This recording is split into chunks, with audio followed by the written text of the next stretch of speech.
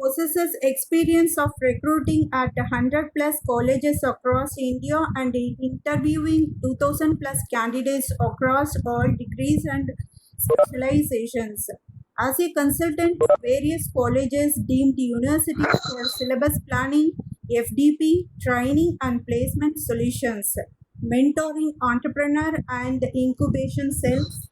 It's our pleasure to have such an eminent personality as resource person for this webinar. I welcome you once again, Mr. Ghazali sir. This is for participants. Dear participants, kindly mute your audio and video and enjoy the session. If you have any queries, kindly post in the chat box and don't post any greeting messages so that you can miss some important message from the host side. Uh, and also feedback link will be sharing at the end of the session. Kindly fill it and receive the certificate through your registered mail id. If you won't get certificate, don't worry, the mail id is in the feedback form, so that you kindly mail to us to send the certificate. I think I will end up and over to Mr. Ghazali sir. Thank you all, sir. Hi, thank you, ma'am. Thanks for the warm and kind welcome and introduction. Yes sir, yes sir, welcome sir. Sure. I'm Thank you. stopping my sharing. Let you start. Yeah, sure. So I'll just briefly share my video so that we all can just have a glance and look at each other for a few seconds. So maybe once the presentation and the actual program starts, so I'll be switching off my video and I'll switch to the presentation mode because like more than looking at my face, I believe the looking at the PPT is more important. And Yeah, sure. you don't have to, yeah, and you don't have to worry about you don't have to like worry about taking notes or taking a screenshots. If you feel, you may go and do it, because I anyways would be sending across this presentation to Priya ma'am, who is the moderator of today's session. I think like you can get it in touch with her, or you can even ping me or through WhatsApp or through LinkedIn. I'll share this PPT. So I would request to focus on the speech. And so during the entire course of the next, let's say some 75 to 90 minutes of time, so please don't hesitate to ask queries, or even let's say have some value adding points, or even like giving your view or opinions. Then you don't have to wait till the end of the session or a program to share your opinions or raise your questions or concerns. So either you can like unmute your audio and then raise the question. If not, you can alternately raise your question in the chat box as well. I could see somebody saying that the meeting is locked. If the meeting is locked, I would also be like pausing once in every 10-15 minutes for a logical break, so that you can during that time maybe the moderator will unmute everybody so that you can speak or ask questions. So just before we begin with the session, would first like to understand from you, like what is your expectation from today's session, because soft skills or life skills are not new terms at all. So almost each one of us would be like very much available, very much aware of it, and either we would have like attended multiple sessions. I believe most of you also might have been a trainer or as a teacher or as a faculty yourself, conducting some soft skills and life skills program for schools or for college, or for in general as a social service activities. So what is your expectation? Is it something that you wanted to know, like what is soft skills, definition of it, and let's say how to improve a couple of those points or ideas? So because I just want to listen to you first, because each session I am of the opinion that wherein like I learn a lot, go back after each session, rather than like I always take back more than I give it, because that's something even as a speaker I think we should go with every session. That's how like I have been like trained by my mentors and teachers and faculties. So first maybe like I could see that there is 1/3 I could see some faculties, and 2/3 of the attendees I could see the students. So when let's say when I am asking a question, I would kindly request, because since faculties being know, they would definitely know the answer. So let us first give the chance to the teacher, the students first. Then maybe later on the faculties can answer. But students, please don't act like faculties and don't desist yourself from So I'll pause for a minute or two and try to listen to your expectations. The students especially, and if in case I believe my audio is audible, is my audio clear and audible, or is my voice low? Uh, Yes, sir, your audio. Please go ahead. okay, okay, great, fine. So I believe like it's audible at the Priya ma'am's end. So I believe maybe at other people's, for other people's also it should be like audible. So kindly let me know your expectation, and you can ask me questions in either in English, Tamil, or Hindi or Urdu. I am comfortable with these languages. So since like I believe most of the people would be coming from different linguistic background, I'll stick to English as much as possible. But when some important points are there, maybe I'll explain it in Tamil.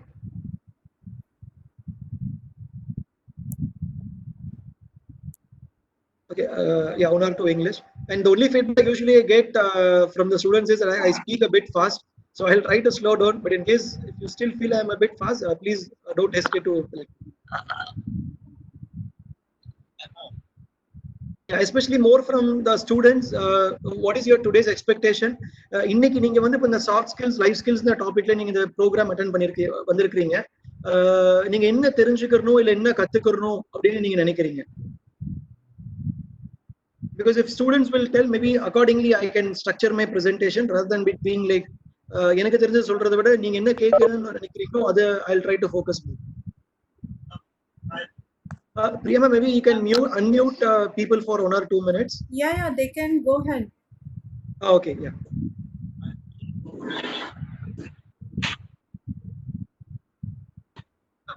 Students, in case if you are speaking, please check whether you have muted yourself, whether you can unmute and speak. If not, you can give your comments in the chat box. Actually, some faculties from Uttar Pradesh weren't able to understand the Tamil language, so they prefer Okay. English. Sure, ma'am.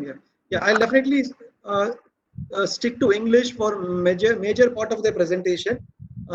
Even if I explain 1 or 2 points in Tamil, but I would not skip that explaining in English. I'll definitely cover it in English and also go in. Only for very important points, I'll highlight in Tamil. Yeah. Yeah, sure. Okay, few students have answered saying that how soft skills can be linked with life skills. 1 or 2 have mentioned it. Any other students? I know majority would have come from with no expectations, or just like you heard the term soft skills, life skills. You might have already attended or not attended. Just want to know like what it is. Any specific queries or expectations so that I can structure it accordingly. Or maybe from faculties. Because you definitely would know what is soft skills and life skills. Maybe like in specific, if you want, I'll try to do my best.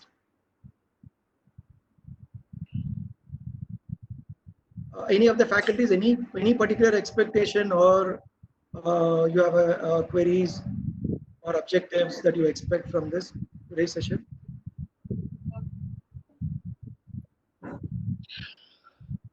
Good morning, sir. Yes, ma'am. Good morning, ma'am. I'm Yasmin. I have a doubt. Yes, ma'am. How can we explain to the students in a classroom that how this soft skill is related to this life skill? Sure, ma'am. Okay. Yeah, how is soft skills related to life skill? How does this get it implemented for students as a part of the regular college program? Soft skills recommended by who? Use of soft skill in life skill. Okay, so few have answered. So many in typical of these programs, right? We would come across that wherein they are aware of couple of terms. Anybody want to give any couple of examples of soft skills? Like what are exactly like soft skills? Any examples? So one of the doctor faculty have asked how to overcome stage fear. Yasmin have answered time management. Stage fear, or in general, to let's say generalize it as, let's say for example, public speaking is one of the soft skills. So public speaking is a larger soft skill, of which stage fear is just one particular attribute of it. Okay, and then problem solving, attitude, communication skill, leadership quality, yeah, leadership qualities, leadership skills, as you may call it, teamwork, fear management. Team Yeah, communication so skill, communication skills, aptitude. problem solving skill, Yeah, very good, nice. Problem solving skills, adaptability, holistic personality development, critical thinking, decision making, personality development, analysis. So I'm just reading out from, by the way, I'm just reading out from the people who are answering in the chat box. So creative thinking. I think we've already finished today's presentation. So all of you are already aware of what is exactly soft skills. And these are like the terms which anybody can just Google it and then see to it, like what do you mean by, for example, creative thinking, teamwork, or even stage fear, public speaking, communication skills. And yeah, yes, yes, sir.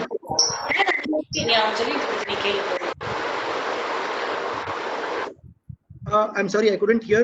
I think some gentleman was speaking.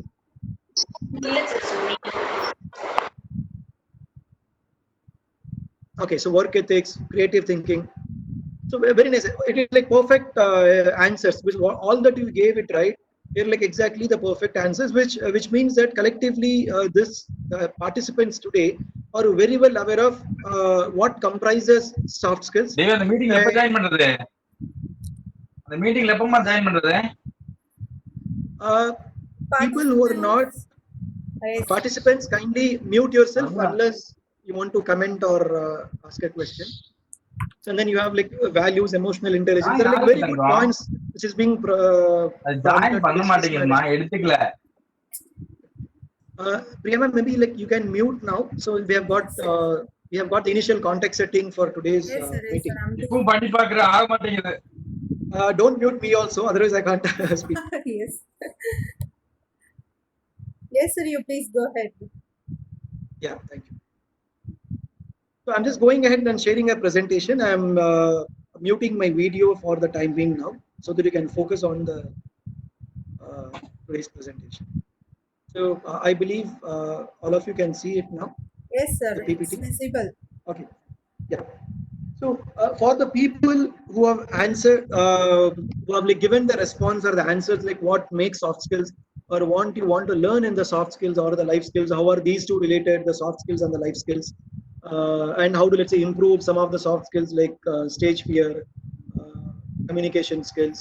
So first, I'll be disappointing in the way I would not be covering any of this, explaining it to you like what is soft skill, what is life skill, what is problem solving, creativity, emotional intelligence, public speaking, all this. And secondly, the next step, what everybody they take in the soft skills is they would either focus on any one particular topic of the soft skills, like for example, let's say teamwork or creativity, problem solving, aptitude, adaptability, flexibility, these things, and then they would explain you like maybe 1 or 2 hours, or they would train you if it is a classroom session with some activities, role plays, games, puzzles, the kinds of that. How do you like improve it? How do you like improve it, and how do you like evaluate yourself? How do you like track and improve? Okay, this is what usually the soft skill does it. And in these cases, I would be like disappointing you, because I would not be going and explaining you each and every term in soft skills and giving you some tips or tools or techniques or frameworks. How do you go and improve it? Because for each of this, there are like hundreds and thousands of presentations, videos, well-recorded training materials. In fact, almost absolutely free in the internet, high quality from some of the amazing speakers all across the world. For example, if you take for an example, just let's say public speaking, which is what like 3-4 people told it, like fear management or anger management, stress management. There are like the global speakers, like for example, let's say the Shiv Keras and many of the such people who would explain very, amazing manner what is stage fear, what is public speaking, what is stress management, and how do you like overcome it, and how do you like improve it. Okay, so this is something which you would get it in from the internet, and in this 90 minutes approximately, I would not be definitely able to cover each and every soft skill part, what it is, or even try to take one example and then go and improve it. Okay. So maybe in the future, if there is a demand or a need given by this, as per let's say the feedback, which we give it to at the end of the session through the PM map, If required, we will in the future sessions we'll take each one maybe soft skills and then go it and about how do you go and improve it. Okay. So in today's session, what I would exactly be focusing on was I would structure into three parts. Very first part is I would be covering just to keep the sanity of this overall presentation and to for some of the students who is not yet aware of what is soft skills and life skills, for them to be aware of what is soft skills and life skills and why is it important, I will cover a bit of the part which we don't like, which is a theory. Okay. And in this, the next I would be focusing more on is something like what is some of the mysteries or why is it that even till this date in the year of 2020 we don't have a well-defined successful career path. Why is it that we still don't have? If you study this particular degree or if you acquire this particular skill, definitely you will be successful. Nobody can say it. And why is it that somebody are successful either in terms of money or in terms of fame or in terms of the impact they made in others' lives? So what skill did they acquire in their life? And what was in the past the soft skill which mattered the most? What is the most important soft skill which is required in the present in 2020 year? And what is the most important soft skill required for the next 30 to 50 years of time? And how do you ascertain it? And who should go for public speaking and who should not go for the public speaking? And who should go for which soft skill improvement? And this is what I would try to focus on this more. Okay, because even if you get trained from the likes of a Shiv Khera or any other great speaker or any other great soft skill trainer, if you do not, if that something is not what you are made for, what you were like born for, then how much ever you try, end of the life, even till like 50, 60 years, also you would be still be a person who cannot stand in front of a 10-member crowd. So this is something we need to be aware of. Like, what is this career mysteries behind this soft skills requirement? And the third is how do you go ahead and apply it in your life, at least going forward, especially for the students and for the faculties, how you could train your students going ahead for this new world order which is like coming up because of this COVID-19 scenarios. So I believe this is what you could expect to me from the agenda. Like I will quickly take you through a time travel of, let's say, the past few centuries. What has been the most dominant soft skill in the past and in the present, and what would be in the future? And from the local environment to a global environment, what would be required? And the most important in the third part is what is your inner core soft skills, which by default you would have, and what is the inner soft skill which you will never have, how much ever you. So with this context setting, I will go ahead with a bit of trailer as to what has like happened in the world of education and the employment, which both together create the overall economic activity across not just India, across the world. I'm just pausing for 10 seconds because I believe even if I say don't read the presentation, you would go and start reading the presentation. So I'll just wait for 10 seconds for you to read it. Then I'll start explaining.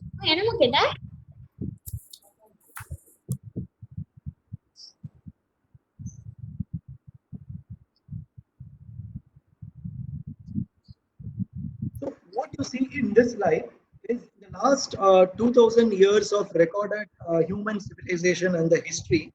How has the human beings approach towards education and livelihood and the overall economy and the skills that has been involved in during these various phases? Right from the 5000 BC to 2000 BC, and even up to late the 1000 century AD, 1000 AD century, farming has been one of the most dominant economic livelihood activity. So which means whatever has been the education during that time, which was the traditional Gurukul or the home-based or the family-based education that was driving, it was all related towards the farming.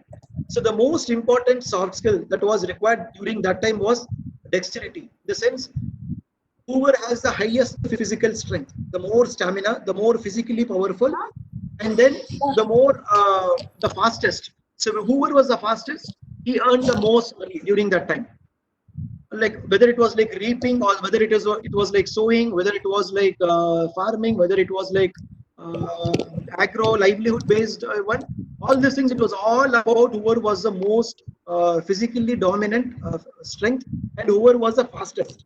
So this is how it was. The 100% of employment which was only in the agriculture slowly got reduced from 100 to 90 to 80 to 70% in the organized sector, almost close to like 30% in during 15 and 1600s. So from the advent of, let's say, bullock carts, horse carriages, and various transportation and other communication channels, this skills got slowly moved into some of the like physically strength and as well as who could operate. Online class. Participants kindly mute unless you are speaking because we could hear some background noises. Parents கிட்ட. So during the first industrial revolution, which happened during the 17th centuries, which we all would have studied during our school textbooks, so their first industrial revolution brought with this steam engine, as you can see here, and then with the advent of the smaller machines, which converted basically the physical labor done by the human being into mechanical labor. So during this first industrial revolution, it brought in a lot of skill changes. Like after first industrial revolution, it was no longer the most physically strongest or the most fastest, but rather somebody who could learn operating a machine.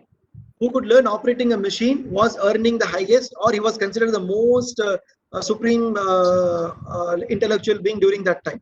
So this was nothing but memorization skills got into the first industrial revolution. Memorization skill is who could memory different instructions of operating a machine was part of the first industrial revolution. Then during the second industrial revolution, it happened in the late 18th century with the advent of electricity and the gas, which came in the 19th century, late 18th, which is 1880s, 1900 centuries.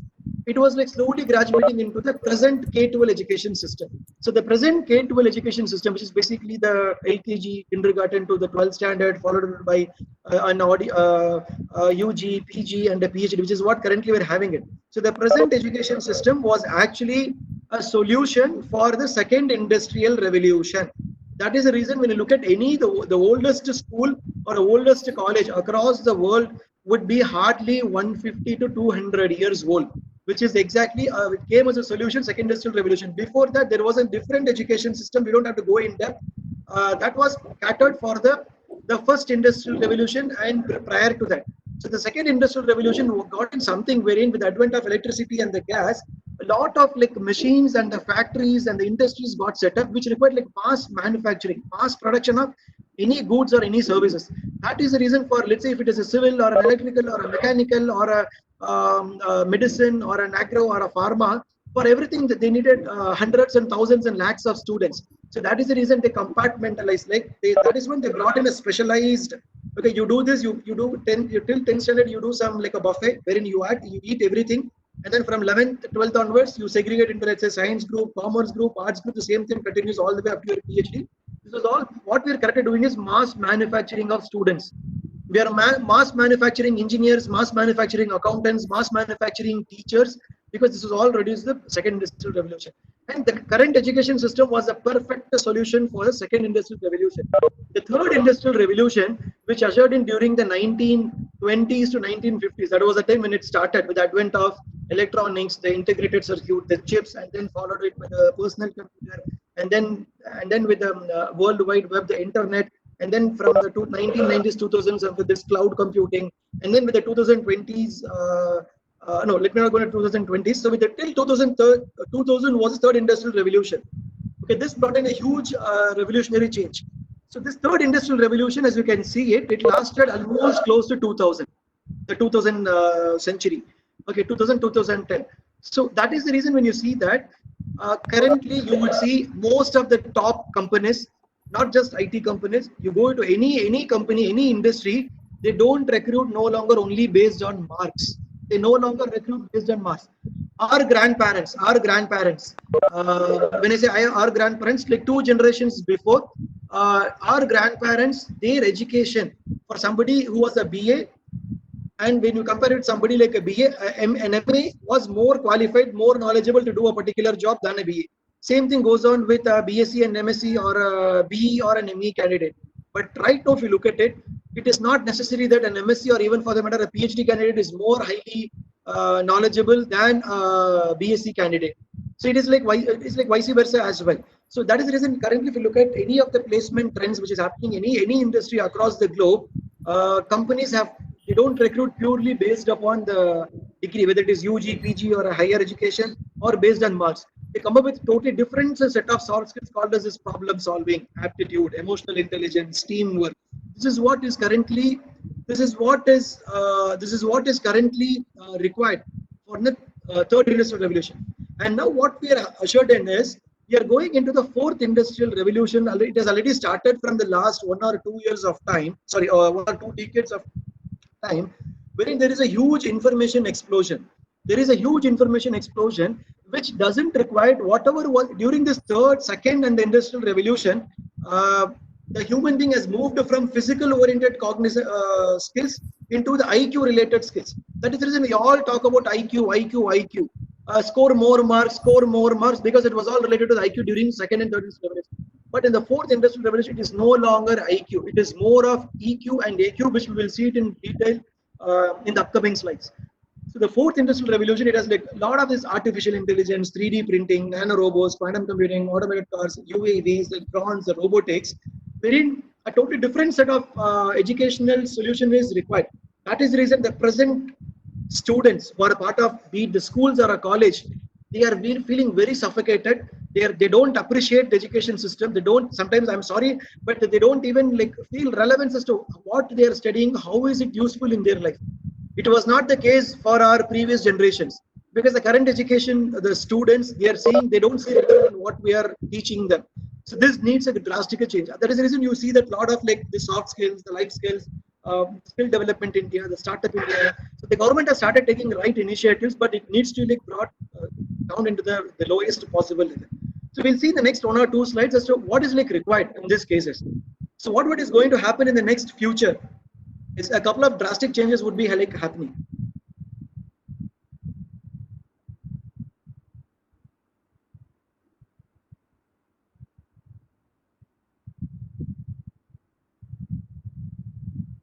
So I'm shown here like 4 slides.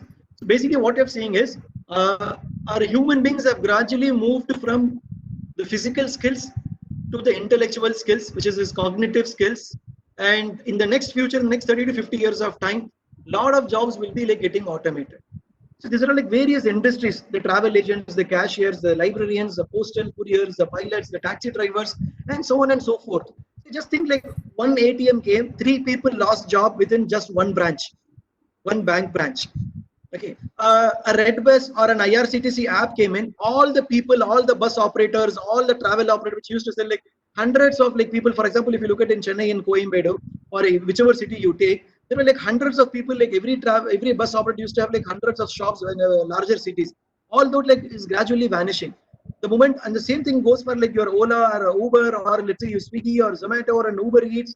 Or I mean, see, it is not just it is not like software components. It is like every industry will adopt technology, and very soon this postal will be a in a postmortem, and even the pilots or people like who are like driving taxis will be replaced with the drones in the future. See, the very first car, which was like for a consumer segment car, came in 1904 by the Ford. The Ford was one of the one who introduced this mass manufacturing of cars with the assembly line. It is just like 100 years. Just look at how everybody has traveled by car, and everybody owns a bike or a car in this state. It is just and it was like in this transformation has happened in the 100 years of time, wherein not thousands of factories or people were not available. With so many like educated people available, moving from a taxi to a self-owned drones is just will hardly take 2 decades of time. Now in the corona, we are seeing that even the rural places, drones are flying everywhere. This is what we like very drastically, like each and every industry, right from healthcare to transportation to communication to banking, every sector, this will have an impact. So what we're basically seeing is these were the last 3 educational models which came up a solution basically to cater to the industrial 1, 2, 3 era. So the world is gradually moving now to an educational 4.0 model, wherein it will be like student evaluating teachers, wherein it will be like skill based one, wherein it will be like personal talent based education. This is what we will be going. And no more importantly, we have something like Google Brain Implant. Many of you might have already heard about it. This is something like, if I to tell it, a USB drive inserted into your brain, not permanently, just as a temporary one, so that anybody who let's say 3 year or a 4 year old kid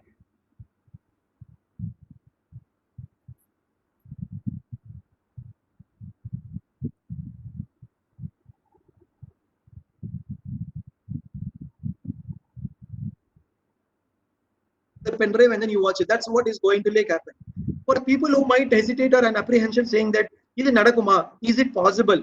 20 years back, when somebody told that a chip can be inserted into your heart, what we call right now is a pacemaker, nobody believed it. Now it is made possible. 50 years back, when somebody told that somebody can insert a screw into for your fractured bones and fix it up, or anybody can, let's say, do a prosthetics of your arms or limbs to make you run even in like Paralympics, which is like Olympics for physically challenged, nobody believed. But now it is all like made happening. This also will be like done in just a matter of time. It's just a matter of time before this gets tested and then gets the legal approvals and then done it.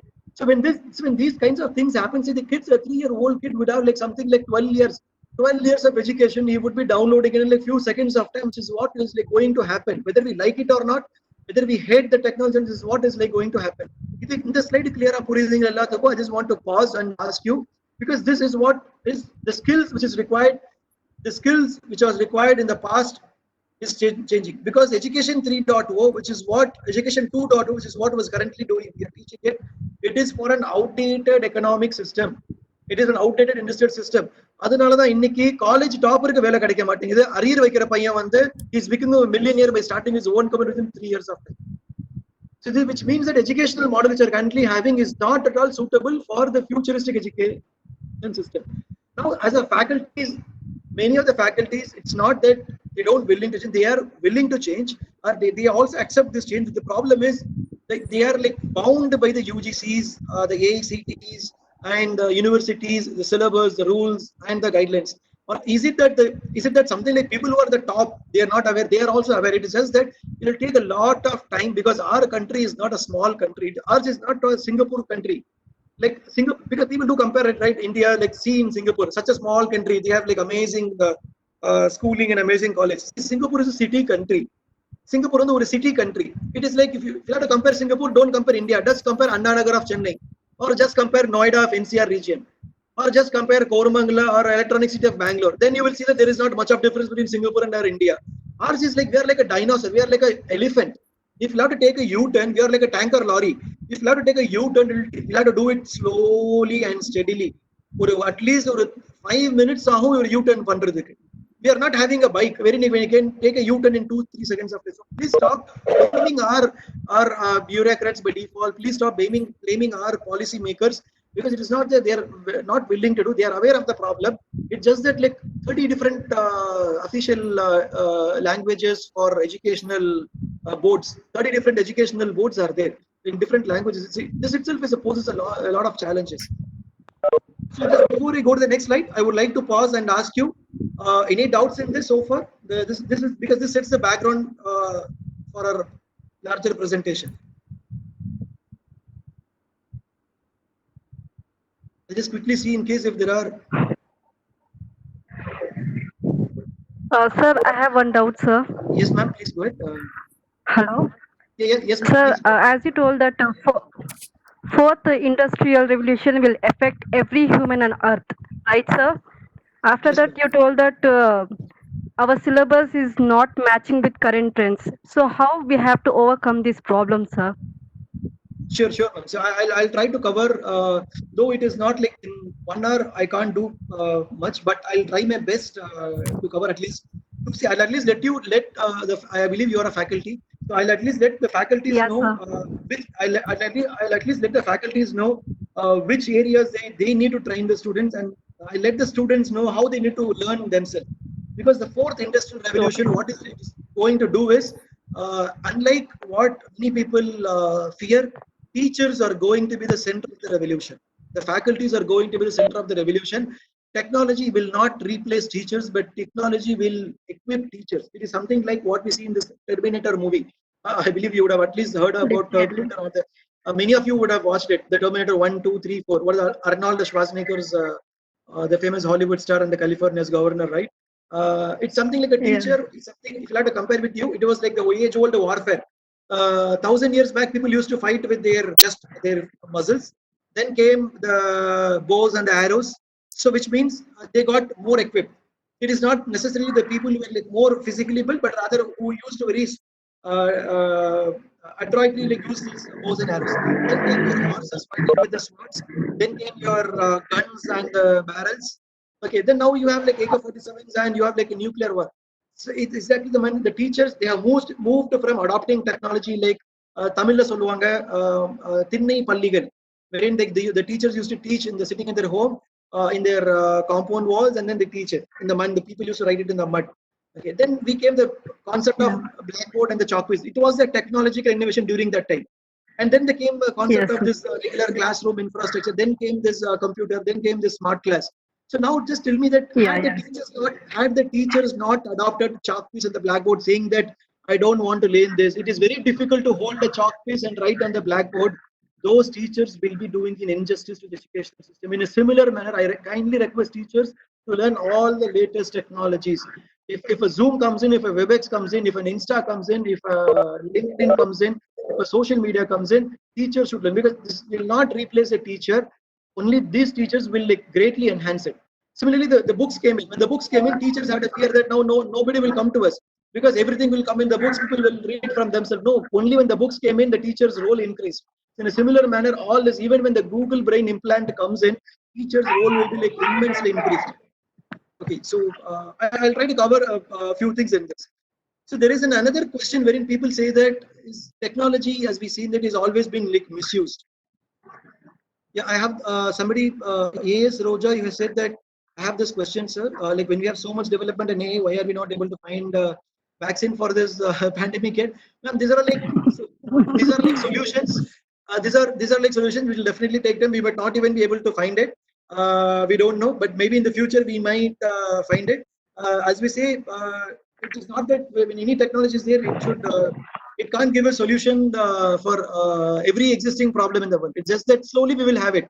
So even like kind of when you take a example of a polio virus, which was like rocking our humanity for hundreds of years, it took like so many centuries to even find a polio vaccine. But now polio is removed from the earth, and so it will take time. So don't criticize. So I'm not a supporter of technology, but what you say is okay. Let me go to the next because you would have maybe the answers there.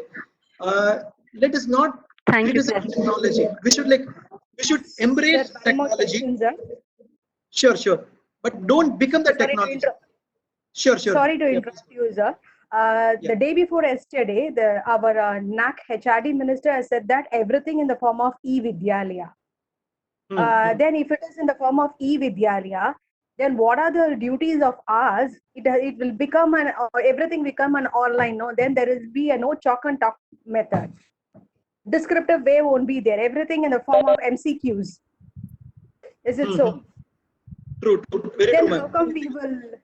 come we will overcome all these things? Very good question. Very good question, ma'am. See, when let's say when the printing, when the technology of printing press and the books was invented as a result of printing press. Before that, you look at it, if somebody want to learn maths or in English or a Tamil or a science or a social, you had to go to that particular teacher and then learn it from them, because everything was all in there, only in their mind, in that particular teacher's mind. Or it was all like what they call in Tamil like Olai Chuvadigal. When the moment like a printing press technology was invented by Gutenberg, everything was like everybody's brains, whatever was there in the teacher's knowledge, was printed and sent all across the world and sent to like hundreds and thousands of students. So then the teachers thought that this will make obsolete the teachers. But did that actually happen? No, because they wanted because somebody who could learn only some 10 different formulas throughout 10 years. Now with the invention of the books and using printing technologies, everybody was able to learn some hundreds of algorithms and formulas and languages during the 10 years of time. This is what exactly happened. This is what will happen in the future also. And with the advent of this, as you rightly point out, this everything like being made in the e-learning at the click of a button at their home. What will happen is teachers don't have to teach IQ, which means teachers will no longer be in the future, in the next 50 years of time, they wouldn't be teaching physics, chemistry, maths, biology. Rather, what they would be doing is, we would move from teaching IQ, from moving into teaching emotional intelligence, social intelligence, adaptability, intelligence, adversity. This is what we would be teaching them: problem solving, creativity, and environmental awareness, societal awareness. This is what we will be doing it. And this is exactly what's happening during our age-old Gurukula system. So they did not taught everybody. For example, in our Indian tradition, what we had is something like the Gurukul system, wherein like some 30 people used to be sitting in with, let's say, so-called guru or a teacher or a preacher all by different names. He would study every student for a 30, 40, let's say with 30 people or 40 people in a batch. He would very closely observe everybody's attitude, personality. He would give tasks. He will see whether he is fast, whether he is slow, whether he is social, what is his ethics, and then accordingly the guru will train him later on. Okay, this guy is more suitable for into, let's say, as a economist, for let's say he'll get into somebody in treasury, somebody into, let's say, warfare, somebody into this like military, somebody is a teacher, somebody is into an agrarian, like the agriculture. So this is what we would come back into again in the future, but with the help of Gurukul. Right now, it is that one size fits all is what is like happening. So I'll show you maybe the few more slides, which will be like a bit of clear. Because whatever we are teaching now, 70% of the job as per the UNDP will be vanishing by the next 30 years of time. And we have already witnessed the last 30 years. When was the last time people were living in cities? When was the last time you went and did a post office or a courier? When you went to a post office and did it? When the email came in, a post office, a telegram, everything moved on. Now we don't even have a landline. This is like a very, and the same thing goes for be it transportation, communication, food, agriculture. It will also happen in learning. Okay, so we should adopt like what the different methodologies of learning. The one problem that we see it in some of the current generation is when we look at it, the impact of technology in our lives, it is always shaped by two kinds of people. One is the bad set of people who use it for the evils or the self-gain when there is a war or when there is a TikTok used for a wrong purpose, as we have seen it in the media in the last. Even when these days, when you see it, the social media, it is used to influence. It's used to spread the rumors. It is used to negatively influence politics, so on and so forth. So these are the people who always use it. See, whenever technology comes in, as we see it in the movies, right? When you see it in the movies, you can see it. Who is more technology advanced? Is it a villain or a hero? நம்ம எந்த ஒரு படத்துல பார்த்தாலுமே be it a Tamil movie or a Hollywood movie or a Bollywood movie, ரொம்ப advance இருக்கிறது யாரு, வில்லனா ஹீரோவா? அட்வான்ஸ் இருக்கிறது யாரு, வில்லனா ஹீரோவா? Hero will be advanced. இல்ல மெஜாரிட்டி மூவில பாத்தீங்கன்னா ஹீரோ தான், சாரி இந்த வில்லன் தான் ரொம்ப அட்வான்ஸ் இருப்பாங்க.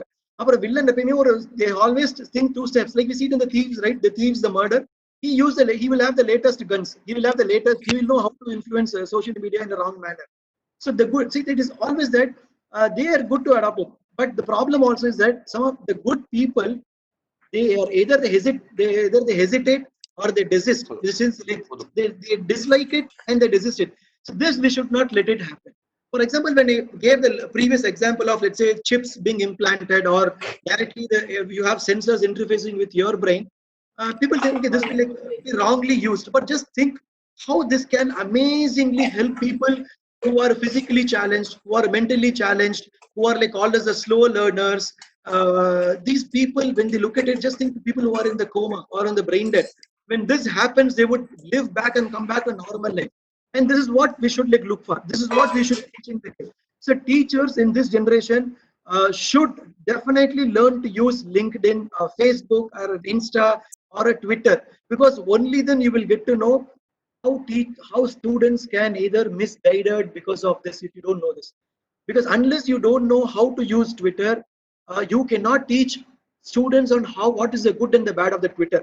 இன்னைக்கு ஒரு unfortunate thing is, இன்னைக்கு நம்ம both be it the parents or the teachers, because we see bad things about technology, we stop students from using it. How long can we stop it? Students definitely will go out of you after your schools or colleges, after they get married. Then they will start getting into the wrong practice. It is because the good people have, it is because the good people also have not been very encouraged of using technology. This has happened. So we, the teachers, who are supposed to be the good people, right? Because we are like the second parents for the students. இது எல்லாமே நம்மளுக்கு தெரியணும். Kindly learn it, because when you know that students, when somebody like students who learn from you, all other subjects are able to learn technology. Do you think you will not be able to learn technology? You will definitely be learning. You will be definitely be more qualified to learn technology. So the தெரிஞ்சுக்கங்க, நீங்க unless you know how to use a knife, how to use a gun, how to use a Twitter, you cannot advise, you cannot train student how to use a gun and how not to use a gun. Similar manner, you cannot teach student how to use a Twitter, how not to use it. Similar thing will happen with the case of a drones also. நாளைக்கு drones வச்சு தான் திருடுவாங்க. இன்னைக்கு drones வச்சு தான் they are like stealing, right? They are committing murders using drones. So unless you don't know what is drones, you cannot influence the minds of the next generation kids. So currently teachers do not know LinkedIn, do not use Insta, they do not use TikTok, so they don't know what is happening with the students. So please me, this generation kids are learning. So unless they see you one among them, like, okay, my teacher is like my friend, then they will start listening to you. When they know that, okay, teacher also uses Insta, so my teacher knows what is a good and bad, then they'll start listening. He also only will know like how to use, how to train our students. I hope I was able to answer to some extent. But again, this is a bit of a philosophical question, so it will take a lot of time. It'll all like very case-to-case basis examples would be there. I can see a lot of people still introducing with their names and departments. We are like anyways halfway through it, so you don't need introductions. Kindly don't mistake me, because you can use this chat box for your queries. So any doubts before we move into the next part of the presentation?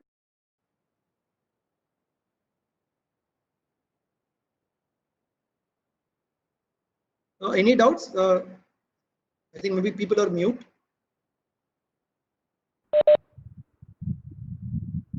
Sir, Okay. please go ahead. We will have questionnaire session at last. Yeah, sure. Sir. Yeah, sure, ma'am. Okay. So going ahead now. So for some of the students, especially, maybe not required for the teachers, a bit on like what is his life skills and the soft skills. I would very cut short this theory part, because this is not something wherein you will have to learn only from this particular session, because like, as I said initially, there are hundreds of videos, presentations, and anyways, there are a lot of webinars going on in the internet these days. You can go and learn it from them. See, life skills is something, any skill is something which is basically which anybody will acquire it by repeatedly doing it.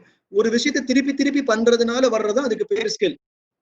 If somebody that is the reason driving is called as a skill, cooking is called as a skill. Somebody who had done a BS in hotel or catering management not necessarily will be a great cook, because unless he tries repeatedly he will not. Similarly, somebody who is a BE mechanical or an automobile engineer necessarily drives a good driver. Unless he practices it, he won't get. Driving is a skill. Similarly, communication is a skill. Skills are like two kinds. One is the hard skills, second is the soft skills. So when you look at, let's say, the hard skills are something which is like knowledge, academic oriented. So what the current education system teaches is basically your hard skills. They teach you in academics. Somebody, let's say you have become a BA in English, a BCom or a CA, BE or a BSc in physics or a chemistry, maths, reading, writing, typing, or any one particular. You learn to know, let's say, a lathe machine. You do an ITI 1 year diploma. All these are like hard skills. Anybody who does it, they will definitely get it. Anybody who does a 1 year, 2 year, 3 year, 4 year program, they will acquire this hard skills. And what is the soft skills? Soft skills is something which can be only received after only by application, by practicing it. And these are the soft skills. And the soft skills, it is directly related to your brain and your heart, unless your hard skills, which is only related to your brain. Soft skills is more related to your heart than to your brain. That is the reason somebody, when they say like stage fear, a lot of people asked the question, right? If your brain is not made to be a public speaker, I'll tell you like what exactly is that later on. How much, even if you attend, let's say 3 months spoken English course, you won't get that fluency, because you are a born writer. A born writer will never be able to speak a good English or a good orator or a good public speaker. How much ever he tries, even if he gets trained from the best guys in the world. Similarly, thing is the intrapersonal skills. An introvert, if you study something for an extrovert, it's very difficult for him. The similar thing goes for an extrovert person. So the team building, decision making, leadership, each of this is a soft skills, and each of this has like multiple subdivisions also. Okay, so you would find this. For example, if you like communication skills, what is communication skills? There are like many videos, many presentations is happening. Please go and read it and then do it. But I'll tell you, I'll help you the students to know which one of the soft skills you should actually be focusing on. Whether I should go for communication, whether I should go for intrapersonal, whether if I go for communication, whether I should go for improving writing skills or for spoken skills, and how should I decide it? That I'll try to cover, so that in the future the soft skills also will gradually change. You should know like which soft skill am I created for, where am I good at. Okay, so next, this is the 21st century skills framework as per the UNESCO, which has been given. Earlier it was like totally different, and the previous centuries memorization was a soft skill, which was a major soft skills which were required. Now it has like totally changed. This is a 21st century skills framework, which is from the United Nations has given. They talk about at the core is your subject, 2 to 3 subjects. for your whatever you're studying as a part of your BA, BSc, BCom, BBAs, MBAs. So 2-3 subjects will be your core. But other than this, what is required is also your overall life and the career planning skills. Next is your 4 C's, what they call as the learning skills for creative, critical thinking, communication, collaboration, and creativity. And the most important one is which is emerged in the last 2 decades, is your ICT, which is information communication technology, social media skills. So this also is required for everybody to be successful in any career, whether it be a doctor, engineer, lawyer, teacher, farmer. This is something which is like required. Even a doctor, he cannot ignore this media skills or using a ICT skills, because no hospital will appoint any doctor as a chief doctor unless you know how to use the most latest available X-ray machine or the 64 slice CT scan or any other reports, because this technology is also something like we should learn it. Okay, so for the assessors, the regulators, policy makers, the bottom things are required: the standards, assessment, the curriculum, instruction. This is more for this the professors, the HODs, the faculties, the university commissions, wherein they would ensure how do we assess all this. They come up with standard assessments. How do we have curriculum syllabus for each of this? Professional development, training the teachers, creating the environments. This is more for the other side of the benches. So each of these examples it is given here. You can see it in later on.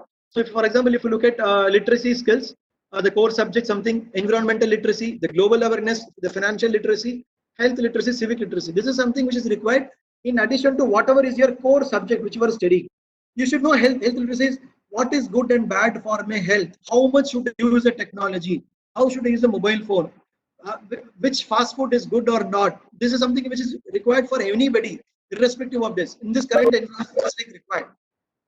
Okay, this is again the framework. You can like Google it. You will get more explanations in Wikipedia. You will get very detailed explanations what exactly each one of this. You don't have to learn it from me. So this is the top skills as per in the current year. And what were the top skills? I have just given it 5 years back for you to know how the world has very fastly changed. Okay, this is from our World Economic Forum, the Future of Jobs report.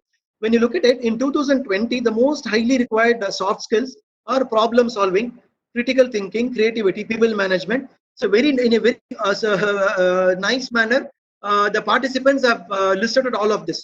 As you can go through this chat window, right? Each of this has been very aptly mentioned by our participants, which means you are all aware of. And just look at how 5 years back a different set of soft skills was required. So this reason I told you, please don't just go and blindly learn any soft skill which is being given. You should know what soft skills are currently and which soft skills is required in future. For example, if you look at it, when you see this number 6 here, emotional intelligence, which is in number 6 here, it was nowhere a required soft skill 5 years back. This emotional intelligence will move to the top 3 in the next 5 years of time. This emotional intelligence will move into the top 5 in the next 5 years of time. 20 years down the line, this will be the number 1. This is what exactly our teachers should be training the students. And can you look at it? For example, creativity, which was in the the bottom among the top 10 5 years back, it has jumped all the way up to the top 3 in 2020. So this is something which you can we need it. So can you see that cognitive flexibility is something basically your IQ, nothing but your IQ. IQ is now in the bottom top 10, bottom of the top 10, which means IQ is something we cannot compete with a computer at all. When I say computer, it is not just computer. It is like a cashier sitting in a banker, let's say a BCom or a CA student, the topper in the CA, Chartered Accountant exam, cannot compete with the Tally software, one single software. Forget about one CA. Hundreds of CAs cannot compete with one SAP ERP package, FICO, financial and controlling package, or with one Tally. That is the power. It is not just, it is also with the driver, it is also with an engineer, it is also with a designer, everywhere. So we should know which soft skill we should go after for the next 30 years of time. So this will very drastically change in the next 10, 20, 30 years of time. So how it will change? So how do you go and teaching them and do it? We will get it. Okay. So now just for the students, once you know, for example, okay, I need to improve my problem solving or critical thinking, people management, emotional intelligence, service orientation. How do I go and do it? We have to look at it, right? I'll just give you maybe one example. How do you go and do it? See, there is no standard. When you talk about problem solving, there are at least 100 different solution approaches to make you a good problem solver. If you want to take when a critical thinking, creativity in the world, every trainer or every faculty or every facilitator or a coach will have different techniques for you to improve your problem solving techniques. Okay, so we'll take maybe just one example here. Okay, soft skills can be divided into these three categories. One is personal, which is like only within yourself, your learning skills, commitment, ethics, stress management, self-awareness. Next is your social, like your and with other people. Third is what is the method or the approach that you adopted. Okay, so I'll just show you like one example. If you talk about body language, okay, body language falls under your personal category. Okay, so within body language, this is like just like one framework. Some of the trainer, either from industry or one of the faculties who teach this will adopt. For example, one of the approaches is called like people. Like language can be improved by 6 parameters. One is postures and gestures. Posture is basically how you sit, stand, walk. These are your posture. Gesture is basically how you use your nodding your faces, moving your hands, shaking your body. This is what your gestures. Second is your eye contact. How do you like whether to look at people, whether to look at opposite genders, seniors, juniors, these things. And then your orientation, presentation, looks, expressions of emotion. This is like one just framework. There are like at least some 20-30 different frameworks. Framework, when I mean framework, it is like approaches or solution method to improve your body language. So every trainer, everybody will train you in a different manner. Everything is like equally good or effective for some people, for some scenarios, for some kind of situations. Okay, so go and learn it. This is like this is how exactly like even on the body language in the topic even if it train you for there are like content enough for one day, 8 hours of training for it training. Okay, so this soft skill will take lot of time for you to gradually, slowly learn, apply, practice, become an expert, again learn another topic, another and then practice, apply. For example, eye contact. Whether how much should I look? Whether should I stare? When does it looking at having a direct eye to eye contact converts into a staring? When does it become priving? When does it become like a compassionate look? So we should know all each of this, and whether it is like a junior and a senior, whether it is opposite sexes, and whether it is like a bureaucrat. These are like hundreds of theories are there. So it's like a lot of time. But this is just sharing like one example. In a similar manner, whichever soft skill part that you take it in the previous slide, this learning, commitment, ethics, similar in the previous slide is problem solving, critical thinking. It's all like take time. So there are like content. Maybe whichever if you require, maybe if you tell, maybe in the future we can let's just focus on one or two, and I'll try to cover as much as possible in it. Okay. So in this 2020 slide, if you look at it, how does the placement come? What is the recruitment happening currently? When you like IT companies or the banking or this group 1, 2, 3, 4 government exams or the private exams or the United Nations jobs, what do they test? Do they give you job? Okay, 90%. Okay, you take 2 lakh salary. 70% you take 1.5 lakh salary. Is it how they're doing it, or is it like okay MA 3 lakh salary, BA or BSc? It's not happening. What do they do it? They keep an aptitude test, which is nothing but they're checking your problem solving skills. They give you a logical reasoning test. What is the thing? They're checking your critical thinking and your creativity test. And they keep a group discussion. What are they checking? They're checking your people management and coordinating with other skills. And what do they check in your HR interview? They're checking your emotional intelligence, decision making skills. This is exactly what they're doing it. So tell me which syllabus, which university is teaching this during that entire 20-25 years of time, giving attention to this. I'm not saying the regular subjects, whatever they be studying in the schools and colleges is not required. That is required. But whatever was the 100% focus in the previous Industry 3.0, that focus has come down to only some 50%. Because for anybody, let's say when I was recruiting the program, the technology for the IT industry, we go and recruit from everybody. Sometimes we reject 90% mark, even the university topper, and we take somebody who has even an arrears, but who is very good in problem solving, critical thinking, creativity, who does well in group discussion, who has a lot of social service activities. This is somebody we take it. Because to take these guys and train them in C, C++, or train them a Tally or a SAP FICO or an Oracle Financials for commerce and the chartered accountants, anybody, it is like much easier. Because once you have somebody who is good in this, they can be taught anything very easily in a very short time after. This is what it is actually like happening now. Okay. So I'm moving to the next part of the presentation. Just I'll pause in case if there are any questions in the chat. Okay, there are questions which talks about what is emotional intelligence. Yeah, I'll be covering that in the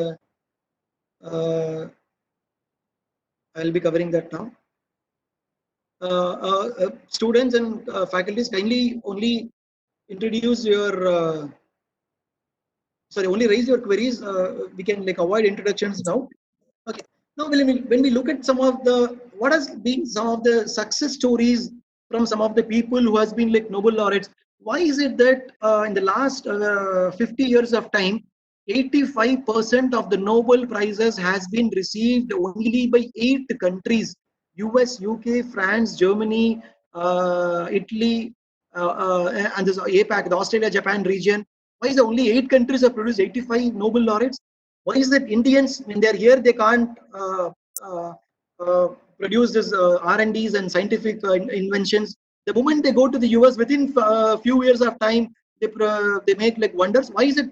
So then, what is that education system in the abroad which is working out so amazingly well? But why is it happening here? So it is not that we Indians are lagging behind in IQ. We all proudly say that even the foreigners do accept that most of the inventions actually come from Indians, but still just that it doesn't happen in India. It is because of the education system. So why is it somebody, let's say Ambani becomes an Ambani, why somebody doesn't do it? And is it like only the money or the invention which is success? What else makes it? I'll take you through a bit of journey into this. Okay, but just before I want to ask you this question: how many brains have we got?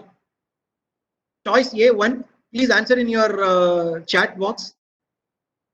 Whether it is choice A, we have got 1 brain, or if some students have got some, எனக்கு 2 மூளை இருக்கு sir, 2, சில பேர் எனக்கு 3, இல்ல some people who are not answering, then I'll consider the choice D, by the way. Or if some students say எனக்கு உடம்பெல்லாம் மூளை சார் சொல்றவங்களும் இருப்பாங்க. Okay, see 2, 1, 2, 3. 1, 2, 3. Some saying 2 because they say left side, right side. 1, 2, 3, 1, 2, 3, 1, 1, 2. Onadana? 1, 2, 3, 1. Okay, great. Nobody wants to answer choice B, is it? 3 brains. 3 brains. Okay, great. People who answered 3 brains, I believe you will know the answer. Can you please answer it? Because the participants' answering will be more good than me answering it. Even if it is a 3 parts, please go and explain it, because I'm sure you will be right. Anybody wants to go it? Either you could unmute and speak, or if not, you could put it in the chat. I hope my pace of speech is okay, or is it that if you feel I'm going fast, I'll slow down my words of speech. People have answered 2 and 3. 2, I think நீங்க left brain, right brain சொல்றீங்கன்னு நினைக்கிறேன். 3, left, right, center. 4 brain, mid brain, right brain. Okay, so then what is left brain, right brain, and this is basically nothing but your parts of the brain. This in total is nothing but your one single brain. இங்க leftல நம்ம பார்க்கறோம் இல்லையா? Which is this one. But I'll tell you like what exactly is this, which has come out in the recent.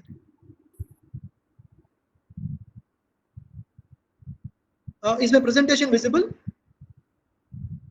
No, sir. I think it just got lost. 1 second, I'm resharing it.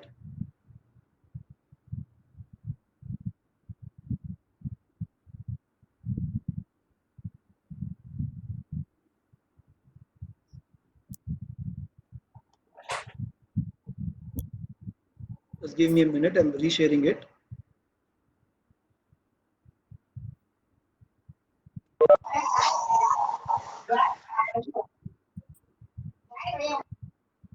Okay, is it visible now? Yes, sir. Yes, sir. Okay.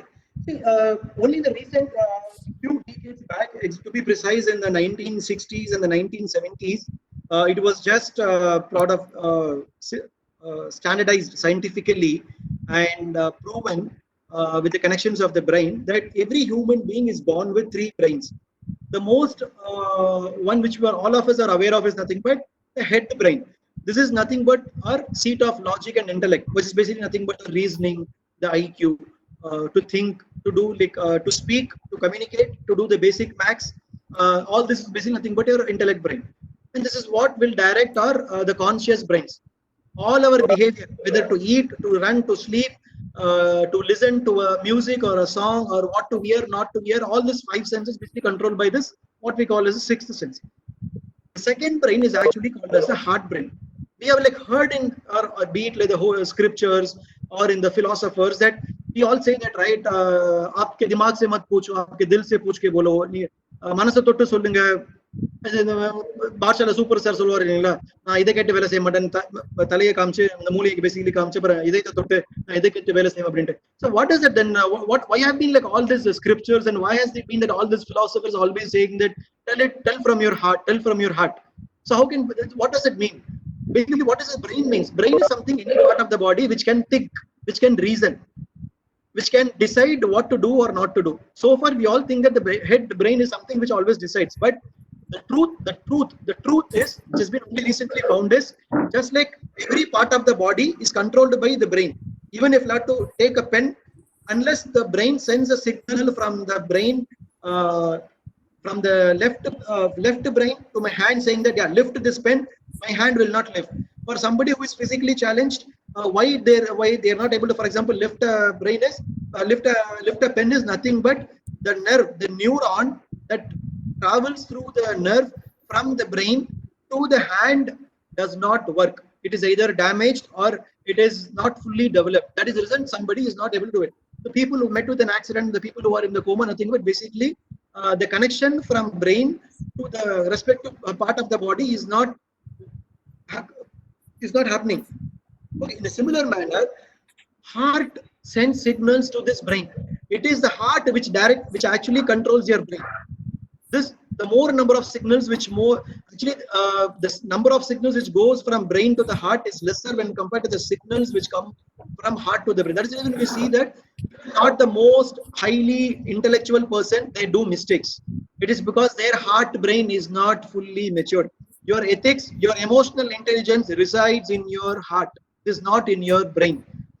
Okay, what is this gut brain? The third most important brain. This is your completely your non-conscious mind. We see that. I'll give you a story of our father of a nation, Mahatma Gandhi. Mahatma Gandhi was a lawyer going by this head brain. Like during this 1920s and 1930s, he became a barrister studying in South Africa, and then he was practicing law there. Okay, when one day he was wearing a coat suit. Okay, just imagine wearing a coat suit now is still looked upon as a great thing. Just imagine almost a century back, and that too when we were completely occupied by a foreigner. He was in an abroad during that time. He was thrown out of when he tried to board a second-class coach. He was thrown out saying that this is not for you. You go and board a third-class compartment, third-class coach.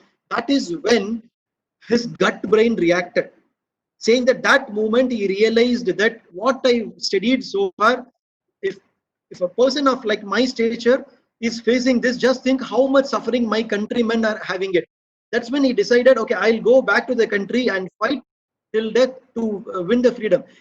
Almost every freedom fighter had this gut. So what is happening is your head brain will be directed by your heart brain, and your both head and the heart brain will be directed by this gut brain. Whatever movie you look at it, right? How does the hero react? Suddenly the hero will be seeing the villain or seeing the atrocities of the bad things. So suddenly at some point of time he feels it, and then his gut brain takes a decision. The moment your gut brain takes a decision, your heart and the head brain will follow it. How people commit murder, how people commit suicide is because suddenly at that point of second your gut brain decides it. And when does somebody becomes an entrepreneur, when does somebody changes a career path, is when you follow your gut brain. But please ensure the knowledge that you go after, the heart that you go after should be based upon the gut brain in an ethical, in a spiritual manner. It should not be a kind of what we see it as a murder or as a invasion or it is stealing or doing a wrong mistake. It should be for the gut. It should be for the good thing. That is the reason this gut brain nobody know. Like the heart brain, there is a physical component. Heart brain nobody knows which part of the heart it is. Medical is yet to unravel it. And the gut brain nobody knows. It is exactly to put it simply. Just take your human body from the top to the bottom, where does the center lies, and from the left to the right, where does the center lies, from your front to the back, where basically the center of your three-dimensional human body, that is where your gut brain lies. This is exactly, it is a human emotions. See, when you laugh, your stomach pains. It is not your stomach, it is your gut brain. When you're extremely sorrow, when somebody loses a parent, they don't feel hungry. Why? Because it is your gut brain which has stopped. When somebody is like, வயிறு வலிக்க சிரிக்கணும்னு சொல்றாங்க, சிரிச்சா ஏன் வயிறு வலிக்கணும் சொல்லுங்க. ரொம்ப சோகமா இருந்தா உங்களுக்கு ஒரு வயித்துல ஒரு மாதிரி இருக்கும். எக்ஸாம் டைம்ல ஸ்டூடெண்ட்டுக்கு they feel like suddenly they'll get this loose motions and they feel right, going to the restroom.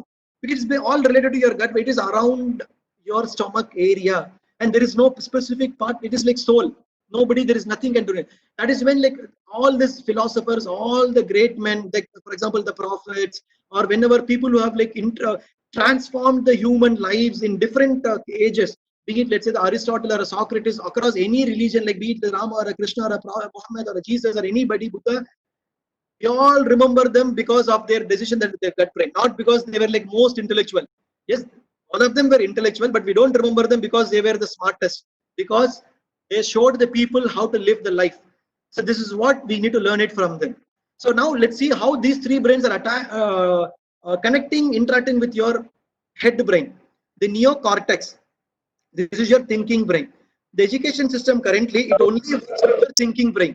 All that you study in the schools and colleges only tries to improve your rational brain or thinking brain. The next is the emotional brain.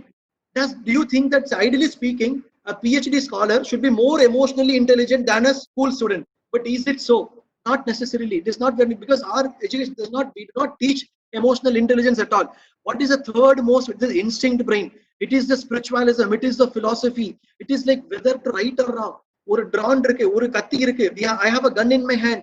Should I do a mistake or not? We don't teach this at all. This is what is required. This is what, see, when you look at animals, be it an elephant or a mosquito, it has got both these two brains. It has got the head brain and it has also got the emotional brain. Because see, just think, you go and let's say try to take an egg from a hen, that cock or a hen or a goat or a cow or whatever it is will come and attack you, because it has got emotions. The plants have got this thinking brain. The plants do not have an emotional brain. Plants have got only this human, the thinking brain. Plants thinking brain, they don't have emotion. The reason is why. So we all have studied photosynthesis. What is photosynthesis? Even if you keep a plant in a closed room, wherever it gets sunlight, it will automatically tilt towards. That is like process of photosynthesis. Similarly, when the insect comes, it will catch or it will protect itself. All these are like thinking brain. But plants don't have emotional brain. It is only the human being in the God's creation which has got all these three brains. Unfortunately, the current education system, we teach only these three. And if you look at it, and if you recall any human being whom you remember who has lived in this earth 200 years back, 500 years back, 1000 years back, it is only those people who has focused on transforming the human life, focusing on this instinct. Rest all is like, it will follow naturally. I hope I explained this very clearly. Now, when you come into the this part of the brain, the neocortex alone, which is like related to the IQ and the talent, how the teacher should train the students, identify the students, and how should the students go is, this is what like some of the people already answered it very correctly. Every human brain, the head brain has got two parts of the brain. One is the left brain, and second is the right brain.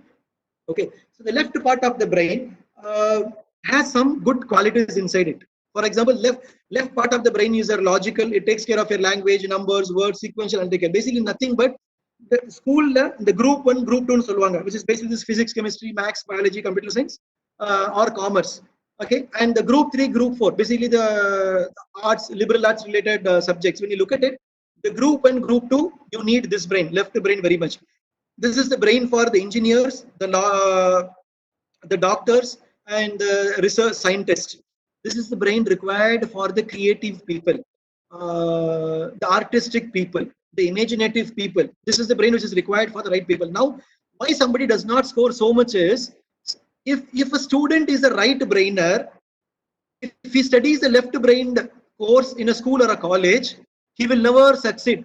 Why somebody does not, who let's say who studies in some of the best of the school in who's in a, let's say I don't know, take example, let's say if somebody does in a very famous school in Chennai, let's say a Velamal International School, he does, their parents are doctors, and he puts them into let's say an Akash, who is the topmost NEET training in India for a 2 lakhs course for every year for 11th and 12th, but he still doesn't crack it. There is a government school student without any teaching. His amma cooks idli. He goes and helps his mother cooking idli. He creates a need, because this is where if you put a right brainer into a left brain course, how much ever you give the best of the school, best of the teacher, best of the books, best of the coaching, he cannot crack it. We Indians have lost hundreds of Abdul Kalams, hundreds of Mother Teresa's, hundreds of Mahatma Gandhis, just because we have been misplacing these students, lot people. And why is it somebody, and how does US does it very perfectly right, is because they go in the college admission itself, they test this. They, what we call it as, many of you might be known as, what is your, why do you want to join this course? Show me your entrance exam is just one weightage. Second is, show me you want to do me a doc. If you want to become a doctor, just if you score 60% in physics, chemistry, biology is enough. Show me whether you have worked 1 year as a nurse, or 1 year as a compounder, or 1 year giving first aid, or 1 year treating patients, whether you actually have that or not. This is just giving you one example. This is the same thing goes for every other thing. That is the reason when you look at these countries, a lawyer they will never allow a lawyer to become a teacher. They will allow become a teacher to be a failed engineer. They will never allow become a great lawyer to be a failed teacher. Currently, even for the teacher, and where do you think the teacher falls, by the way? Teacher falls into the right brain category. And the future has always been, and the current, the human history has always been shaped by the right brain people more than the left brain people. You take any examples of, I'm just giving like 10 different examples. You would find scientists like Newton, Einstein, Edison. You would find philosophers like Aristotle, Socrates. You will find technocrats like Bill Gates, even the Steve Jobs. You will find people from arts, these politics background like Benjamin Franklin, the so-called Da Vinci. Who is, by the way, Jonas Salk? The number 5, Jonas Salk. Any guesses? At least இப்போ தெரிஞ்சிருக்கணும். Corona time la Jonas Salk யாரும் தெரியாம இருக்க கூடாது. Okay, by the way, Jonas Salk is somebody who formulated the virology. He was the inventor of polio vaccine. இப்போ நீங்க polio vaccine, the coronavirus la, whatever is the vaccine research is going on, they all follow the methodology of Jonas Salk only.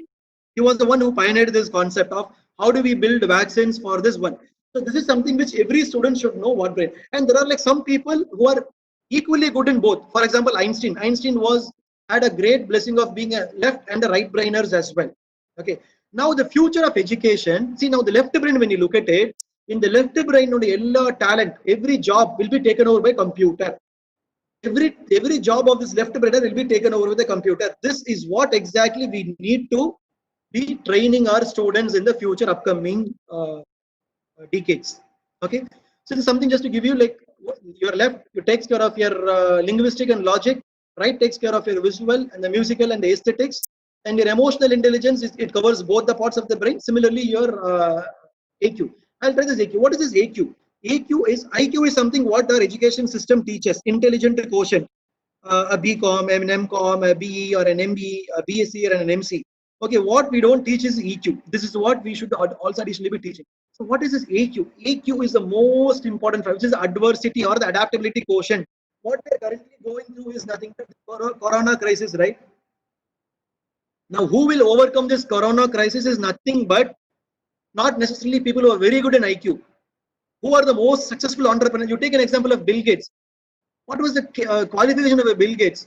What was the qualification of, let's say, Mahatma Gandhi? Mahatma Gandhi was highly qualified. Okay, Mother Teresa was not so greatly qualified. Okay, you take, let's say, Prophet Muhammad, Jesus, or Rama, or Krishna, or anybody. What was that made that? It was basically how many adversities. Adversities now, the problem that you get in the life, and how do you react to the problems in the life. Adversities, like basically calamity. There is a tsunami, there is an earthquake, there is a flood, there is a coronavirus, there is a death of your pet. parents, death of the husband, wife, the family, these things, the damage of your house. How do you react to this adversity?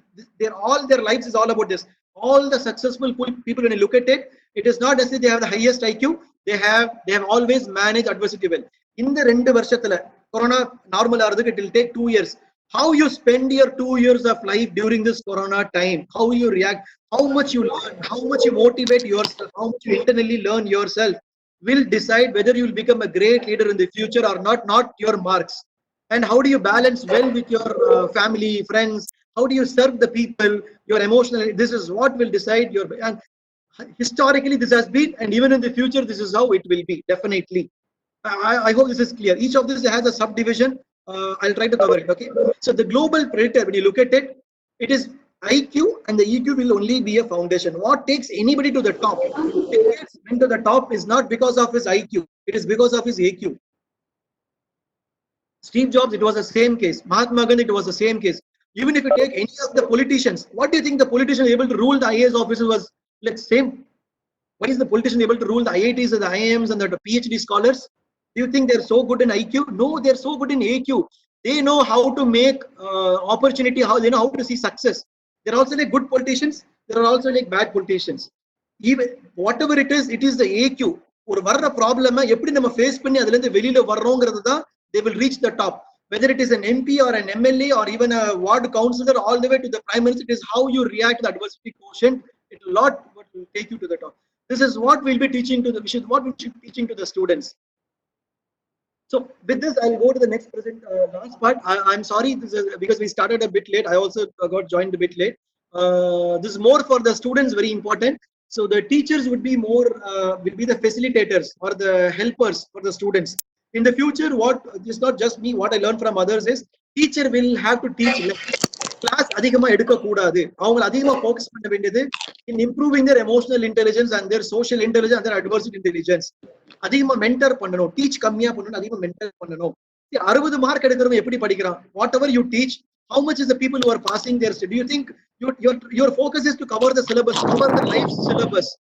Please don't focus on covering the physics syllabus, not just your Tamil syllabus, not just your commerce syllabus. Please focus on covering every soft skill syllabus during the 3 years of time. Please cover every, give him like hundreds of practical stories. And this is very much required for the entrepreneurs. Why so? The last 5 years, there has been a very great boost in entrepreneurship, startup scenarios in India. Why do entrepreneurs fail? Because currently in India, people who are becoming entrepreneurs are somebody who is having 90 or who are having marks. Corona vandiruche, nariya people have closed their business because what is lacking? Are they lacking in their knowledge? No, they don't. They're lacking in their confidence level. They don't know how to overcome this. They don't know how to be patient. They don't know like how to overcome their emotional motivation. People who cannot even motivate themselves, how they can build a big company or an MNC? Why did Ambani become an Ambani?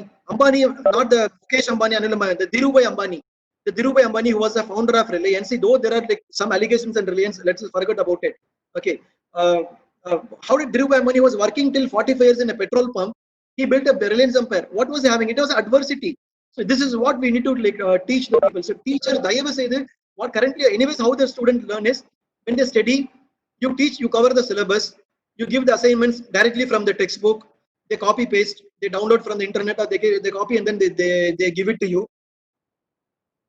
Before the exam, somebody studies 1 day, he clears it. Somebody studies for 2 days, he gets 70 marks. Somebody studies for 1 week, he gets 90 marks. Somebody who has been a very studious student, somebody who has been studying for every midterm, every class test, every unit test, he will be the university topper. So to make a university topper or a 90% mark, you don't have to cover the syllabus. So what is it? See, an exam fear. Real motivation for student to get 60, 70, 90 is not your teaching, rather that A4 size sheet degree paper. That is what is motivating them. So we should really motivate them with the life skills and so on. The assignment that we give, whatever based upon the course of study which they're doing, it should be real life, should be practical. If, for example, if it is, let's say if you have to give an example from a computer science, somebody who are teaching, let's say C, C++, Java, .NET, VB, ask them to find out and come and present. They give the assignment, go and find out what is the programming language which the WhatsApp has been developed with. Go them to ask and find out what is the programming language, what is the database, the Instagram uses it, what does the IRCTC website uses it. Then they will go and learn C, C++ on their own. This is what each and everybody should do it. So with this, I'll go and do it.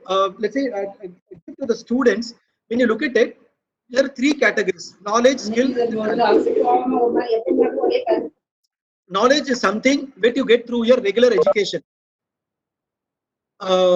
Your BCom, BA, BC, whatever you get. This is your knowledge, what you get through your degree. Skill is something what you get through your work. Talent is something what you are like blessed with, what you are being like born with. Okay, now which skill should you go and acquire, or which knowledge you should acquire? Is your knowledge and the degree that you should pursue, and the skill that you should, whichever soft that you pursue, is basically you should only go and acquire that degree. Should only go and improving that particular soft skills, which is complementing your talent. உங்களுக்கு கடவுள் கொடுத்த talent இருக்கிற ரிலேட்டடான படிப்பை தான் நீங்க படிக்கணும். அதுக்கு என்ன சாஃப்ட் ஸ்கில்ஸ் தான் படிக்கணும். Somebody whom God has created as, for example, like an introvert, தனியா உட்கார்ந்து வேலை பார்க்கக்கூடியவங்களோ, somebody who is good in drawing or writing, how much ever you go and study for public speaking, stage fear, you do a BA, an MA or a PhD or it, you will not do it. This is what is happening, because colleges, they conduct soft skills training. They do like 1 month of spoken English training, but still people don't do it. Why is it? Because it is not complementing with their innate talent. So each talent, you should know which talent you are born with, then acquire the knowledge, and then acquire the skills related to the talent. This is like very more important. This will become your strength. But rather, just don't go and pursue just any degree and then try to just go and whatever is the hot. Don't go and buy whatever is the hottest skill in the market. For every skill, there is for every skill, for every knowledge, there is enough opportunities in the world. But you should play only your strength. If you are pursuing a knowledge or a skill which is not in talent, this will not be a strength. This will be a weakness. That is the reason some people, even in BE engineers, they are finding it a weakness because it is not their talent. It is not what they were created for. Next, the last two slides. How do you exactly somebody build their career? This is what we should be going at. See, for example, if you have to construct a building, the most important for a building is your passion and purpose. Passion is nothing but who am I? Na yaru. என்னுடைய plus and weakness, என்னுடைய plus and minus என்ன, இது தெரியாம எந்த ஒரு டிகிரிக்கு போனாலுமே every college should start with what is your purpose? Why do you want to join for BCom? Why do you want to join for BA Hindi? Why do you want to join for BE Civil Engineering? If the student does not just, he says that no, my mother wants me to do it, my brother is a civil engineer, so he asked me to do a civil engineer, my father is a doctor, or I did not get any other degree, so I have just come here, then the building will always be shaky. The slightest rain, slightest earthquake, that building will fall. That is why the career is falling. First, we should start with passion and the purpose. So even after 20 years of getting a degree, if the student does not know what is my strength, then what is education that we are teaching it to the student? So the teacher should focus more on identifying their talent and the potential. That is what it will go. Maybe another 10 minutes, Raja sir. I'm sorry it got extended. Just want to give it a logical closure. Then you do what degrees are available. Okay, so what we do it. Then which college, where can I go and study it, whether it is online, offline, distance education, which university is there, and what is the entrance. That's how it should be like going like. So this is the last which I wanted to give you an example is, in the world, if you look at it, there are like only 4 places in the entire world, 4 small villages and the towns. Everybody lives for more than 100 years. One is in Africa, one is in Europe and Middle East, one is in nearby the older Pakistan, and the one is in the Japan. In the Japan, there is a framework called Ikigai. Ikigai is something called as a reason for being.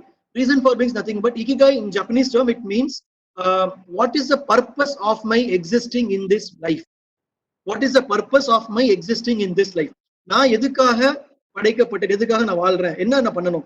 Because your career is not your education, your career is not your job. Your career is a combination of your education plus job for a purposeful and a meaningful life. So how should you plan it? Is each one of the student should train yourself. The teacher should guide them in creating a planning for the life. How should it be based on 4 parameters? One is what you like, what you love. This is what your heart brain says it. எனக்கு என்ன பண்ண பிடிக்கும். This you should know it. Second, what you are good at. This is your IQ. This is your head brain.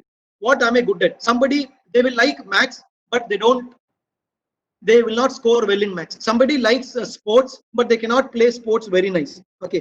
The third is, what does the world need?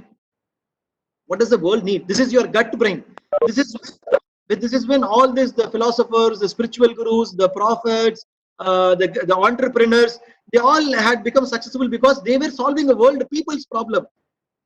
They did not just invented something just because they had an idea. They thought this idea will solve people's problem. That is the reason they do. This is a gut to brain.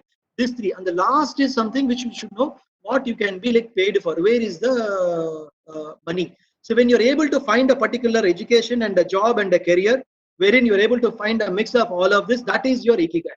So whoever pursues this, whoever pursues a career based on this, they'll always be a successful person, most likely. Okay. If somebody purchases something which is out of this, either they would, for example, if somebody does something he's good at, but he doesn't like it, but he gets this. For example, people go to software engineers just because they are good in programming and there is a lot of money. They go, they are comfortable, but they feel emptiness because they are not happy. They think that what am I doing? What is so great thing about it? This is what most of the engineers these days are going. This is the problem. So we should know like what is my position in life, which we should like go at it. So in the as a summary, this is what we should be like focusing on. Focus on your EQ, IQ, and the AQ. Each of this has different skills required. Soft skills is like a buffet. Buffet na or நீங்க ஒரு கல்யாண வீட்ல போறீங்க ஒரு hotel ஒரு buffet சாப்பிட போறீங்க, there are like 20 different items as there. Okay, you don't have to go and just because it looks good, you don't do it. How do you decide it? You take a piece of a food, put it in your mouth, you see what is good. That is how you should go after whichever soft skills is required. Just because there is a high paying money, lot of people are going, don't go and acquire that soft skill. Rather go and acquire what you are like made of, and then you need to do. So with this, like we come up with a presentation. I would just like to play a 1 minute video, because when you look at it, a ikigai or the purpose of life or a career planning framework, many people think that this is a job. No, this is not a job, because I'll tell you at the end of the video what exact. I'm just moving to a YouTube video now. Just give me a minute.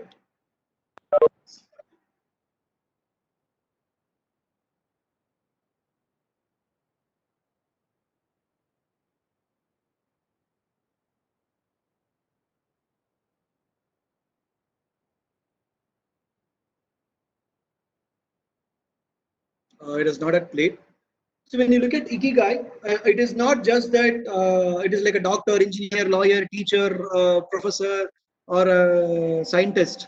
It is basically like the purpose of being. Okay,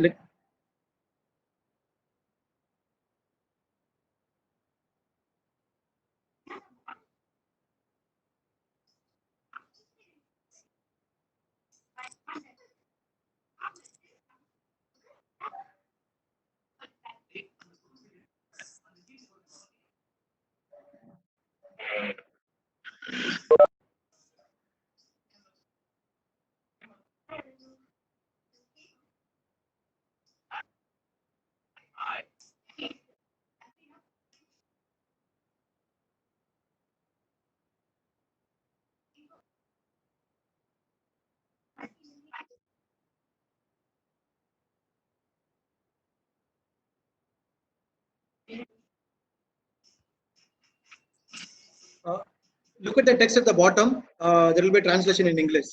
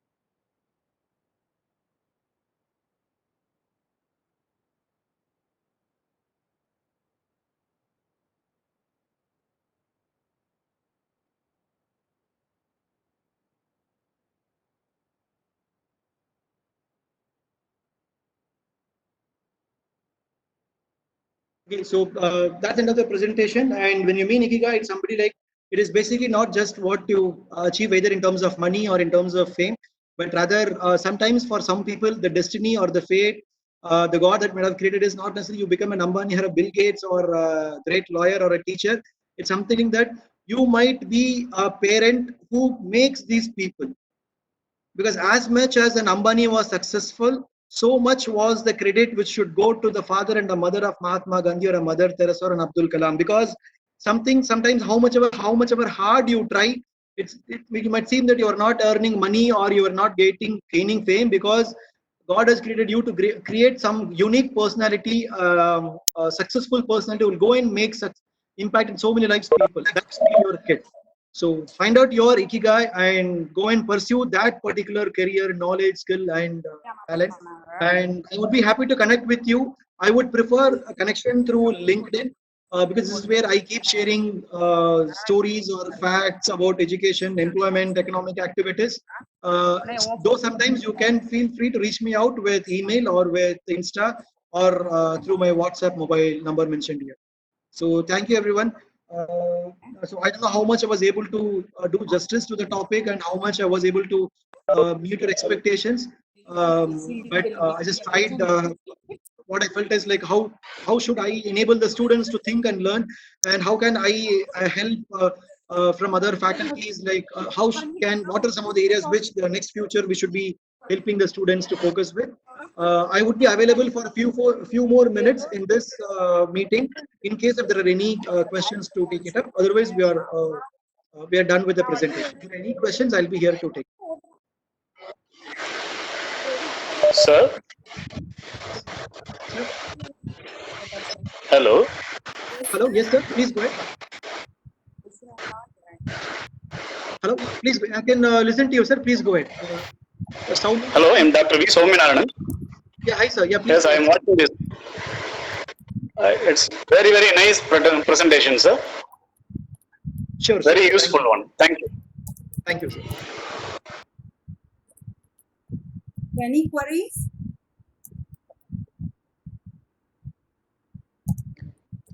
Hello, good morning to all, sir.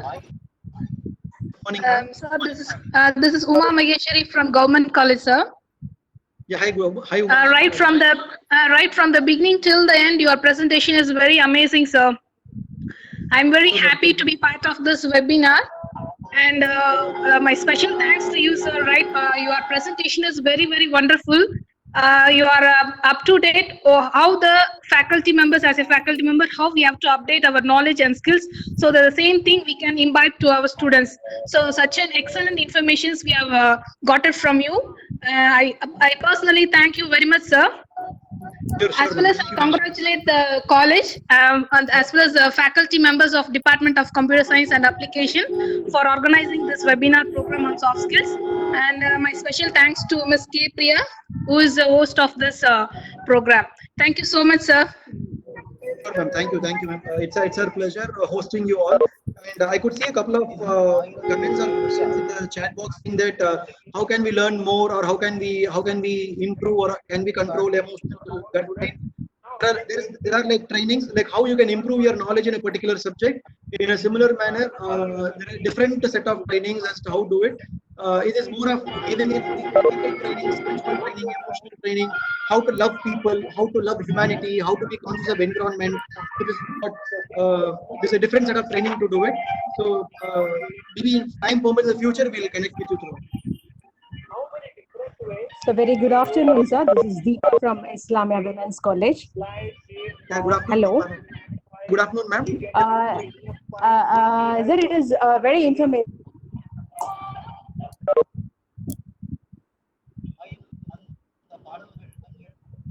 Yeah, sure, ma'am. Deepa, ma'am, cannot hear you now. Can you able to hear now, sir? Yeah, now it's clear, ma'am. Yeah, please go ahead. No, I'm audible. You have given a nice explanation for my e-Vidyalya's question, sir. It is very excellent. And everybody should be updated in the technology, as well as the print and book tech should be with us, you said. Very fine, sir. My special thanks to my colleague Priya ma'am and our team. And most thankful to you, sir. Kindly share your PPT. It will be very informative to us also later. Sure, definitely I'll do it. I'll be sharing it with Priya ma'am. In addition, I'll also be posting it in my LinkedIn. Alternately, if you could text me or email me, also as well I can share it. Okay, thank you. Good day to you, sir. Sure, thank you, ma'am. Shall we conclude? Sir, at this juncture, I want to convey my message. So, no, from this session, just I would like to tell this: no technology will replace traditional classroom. I don't know how many of them do really agree with me. In my own perspective, no technology will replace traditional classroom, because physically, mentally, the teachers are managing the students and emotionally interacting their feelings also. Don't know how many of you agree with this, but we'll see how the future is going on. So I would like to thank our chief guest once again for his words. Are not enough to express the gratitude on behalf of our Islamia Women's Arts and Science College. I would like to thank Mr. Ghazali, who praised us with his thought-provoking speech at today's scenario. Thanks for your time, sir. And I thank all the participants for your support and patience. Thank you once again. And I want to tell this, sir, Mr. Ghazali, you are the i3 processor. Do you know why I mentioned i3 processor? You No, ma'am. I don't know, like what it is. i3 processor. I don't know. i3 Mr. Ghazali is the i3 processor. What's that? i3 interactive, inspirational, and interesting speech by Mr. Ghazali. Thank you very much, sir. Thank you, ma'am, and thanks for nicely summarizing that because see, the future is going to be the teachers who will be the most highly respected, highly paid, and highly change maker society. Yes, Just like how the books did not replace the previous generation of teachers, this e-learning will not replace. Rather, it will be like greatly improving the teachers. Technology won't be express any feelings towards the students.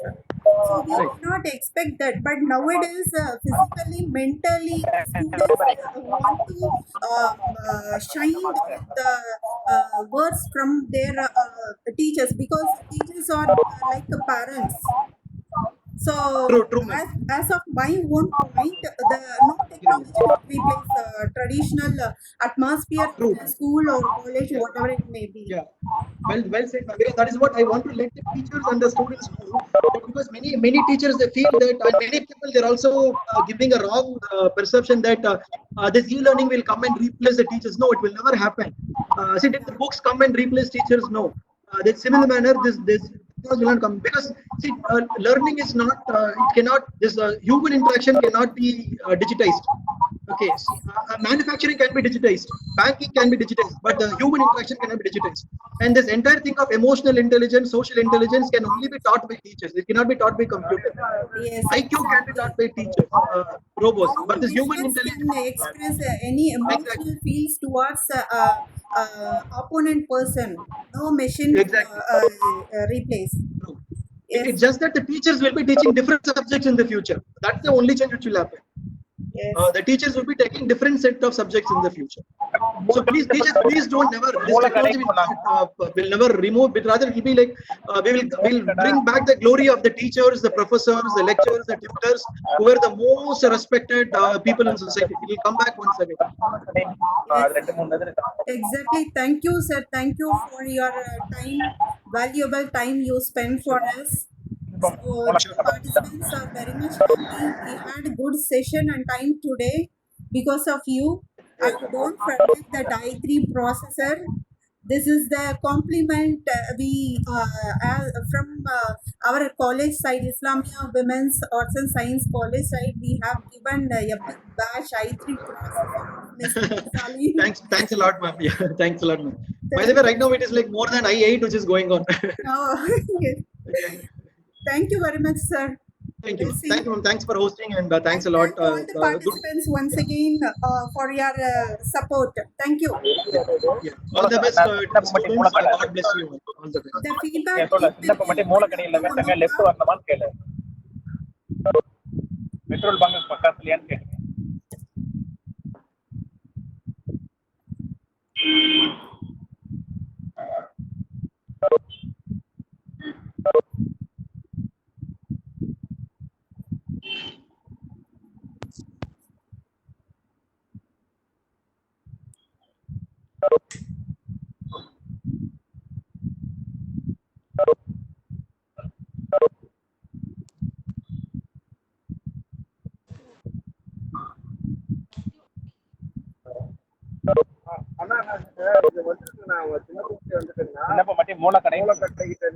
Chinnappa மட்டும் Moolakadai left வரணுமான்னு கேளு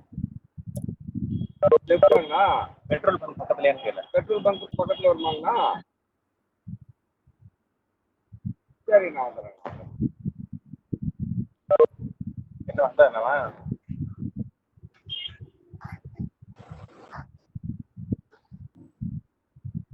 அதானுங்களாமாங்க அதானுங்களாம்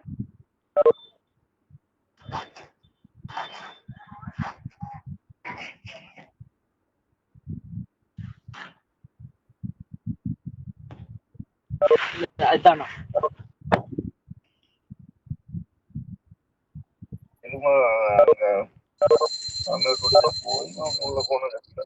அவங்க தான் இல்ல இல்லைங்க போயிட்டாங்க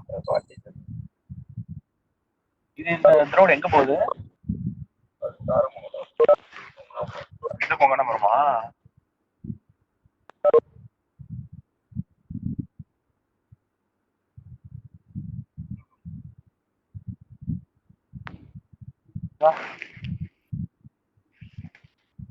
கேட்டுக்கலாம் அதானே அது எங்கேயும் போக முடியாது லாரி ஆட்டுக்கு lorry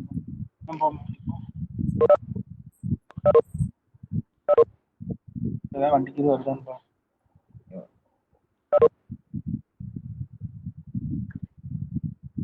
Good morning, sir. I'm Priya, sir. Computer Science department. How are you, sir? Sir, I'm speaking with the major, sir, because I couldn't able to. Yes, sir. Sir, actually, I have submitted both the assignment on time before the date in the classroom, sir.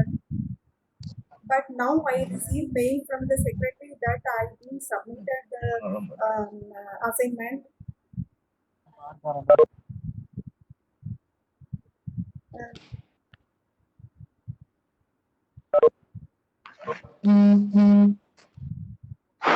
Yes, sir.